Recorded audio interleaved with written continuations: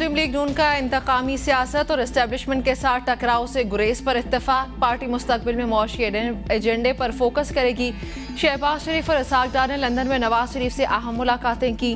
मुस्लिम league क़यादत की London में होने वाली मीटिंग्स में आइंदा दिनों में पार्टी बयानिए के हवाले से अहम फैसले किए गए। आइंदा की हिकमत अमली पर शहबाज शरीफ इसाक डार ने मशवरे दिए। मौजूदा हालात इंतकामी सियासत का नतीजा करार। मुस्तकबिल में मफाहमत बढ़ाने का फैसला। ज़राए के मुताबिक मीटिंग्स में इत्तेफाक किया गया कि नून लीग की पहली तरजीह पाकिस्तान को मुआशी गर्दाब से निकालना होगा। अक्टूबर से पेट्रोलियम मसनूआत की कीमतों में कमी का इम्कान। ओगरा ने पेट्रोलियम मसनूआत की कीमतों में रद्दोबदल की समरी वजारत पेट्रोलियम को भिजवा दी। सऊदी अरब के दारुल हुकूमत रियाद में होटल में आतिशज़दगी। आग ने पूरी इमारत को अपनी लपेट में ले लिया। होटल की इमारत में मौजूद लोगों को निकाला गया।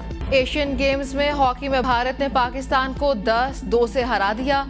हॉकी के इवेंट में पाकिस्तान अपने ग्रुप का आखिरी और 5वां मैच जापान के खिलाफ 2 अक्टूबर को खेलेगा।